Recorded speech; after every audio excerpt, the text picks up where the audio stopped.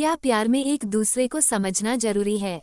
ये कहानी है धारा और धीरेन की कि कैसे दोनों एक गलतफहमी की वजह से अलग हो गए और बाद में कैसे मिले। तो आइए इसे मैं और आप साथ पढ़ते हैं और जानते हैं कि क्या है धारा और धीरेन की कहानी। धारा और धीरेन, इनका मानना था कि सबसे अच्छे कपल से पहले अच्छा फ्रेंड होना जरूरी है। तभी आप उस रिश्ते की अहमियत को समझ सकते हैं। अगर आप अच्छे फ्रेंड्स नहीं हैं तो आप कभी अच्छे कपल भी नहीं बन सकते हैं। और इनकी इसी सोच की वजह से वो अपने क्लास के ही नहीं बल्कि पूरे स्कूल की सबसे अच्छे कपल थे। इन दोनों के बीच का रिश्ता इतना गहरा था कि स्कूल का हर कपल इनसे जलन महसूस करता था। लेकिन वहीं पर कुछ लोग इनकी तरह बनना भी चाहते थे और ये दोनों पढ़ाई में भी बहुत अच्छे थे, क्लास और कोचिंग के टॉपर भी थे। धारा और धीरेन दोनों की लाइफ अच्छी थी, दोनों की फैमिली एजुकेटेड थी, घर पर भी सब बहुत प्यार करते थे और ये अपने फैमिली की बहुत रिस्पेक्ट भी करते थे। लेकिन हमेशा उनको एक दूसरे को खोने का डर भी लगता था, क्योंकि धारा के पापा एक गवर्नमेंट कर्मचारी थे और उनका ट्रांसफर होने वाला था, जिसकी वजह से दोनों परेशान थे। धारा के घरवालों को धीरेन के बारे में और धीरेन के घरवालों को धारा के बारे में पता नहीं था। धीरेन के पापा एक वकील थे। एक दिन जब धीरेन के पापा ऑफिस जा रहे थे तभी रास्ते में उनको हार्ट अटैक आया और धीरेन के घर हॉस्पिटल से फोन आया और वो लोग हॉस्पिटल चले गए। लेकिन उसी दिन धारा के पापा का ट्रांसफर हो जाता है और उन्हें अर्जेंट दूसरी जगह ज्वाइन भी करना होता है, जिससे धारा को ये सब धीरेन को बताने का मौका नहीं मिल पाता है।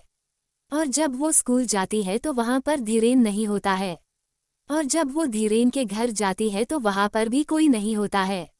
उसने धीरेन को बहुत कॉल भी किए पर धीरेन कॉल भी नहीं उठा रहा था, जिससे धीरेन को वो ये नहीं बता पाती है कि उसके पापा का ट्रांसफर हो गया है और उनको सभी को अर्जेंट में शहर छोड़कर जाना पड़ेगा।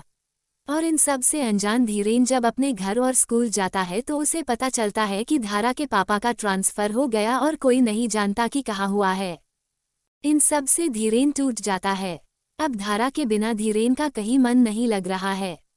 धीरेन की ये हालत देखकर उसके घर वाले उसे विदेश पढ़ने के लिए भेज देते हैं और धीरेन धारा को भूलने के लिए चला भी जाता है और वो पढ़ाई खत्म करके वहीं पर नौकरी करने लगता है और वहीं पर सेटल भी हो जाता है।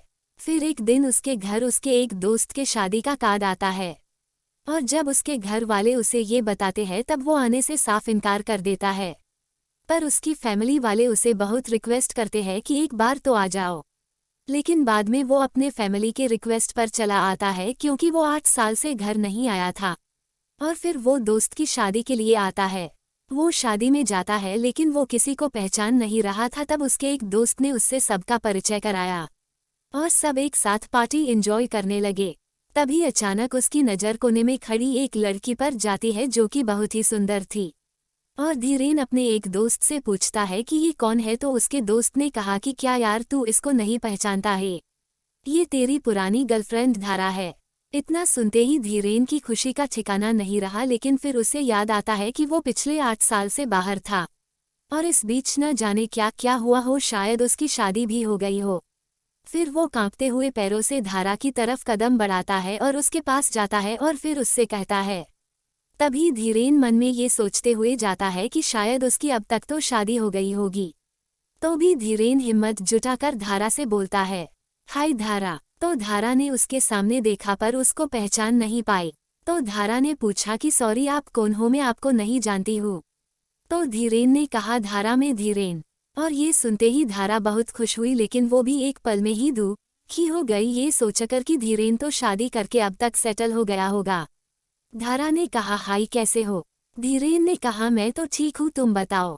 तो धारा ने कहा मैं भी ठीक हूँ, तुम यहाँ कैसे। ये सवाल सुनकर धीरेन ने धारा से कहा कि शायद तुम भूल रही हो कि वो मेरा भी दोस्त है। धारा ने कहा सॉरी, मेरा मतलब ये है कि तुम तो इंडिया में नहीं रहते हो। धीरेन ने कहा हाँ, लेकिन शादी के लिए आया हूँ। फिर दोनों में थोड़ी बातें हुई पर दोनों को ये नहीं पता था कि एक दूसरे की शादी हुई है या नहीं। तभी थोड़ी हिम्मत जुटाकर धीरेन ने धारा से पूछा, अच्छा ये बताओ क्या चल रहा है, अभी तुम्हारे हस्बैंड कहाँ है। तो धारा ने जवाब दिया, हस्बैंड, मेरा कोई हस्बैंड नहीं है और मेरी अब तक शादी भी नहीं हुई है।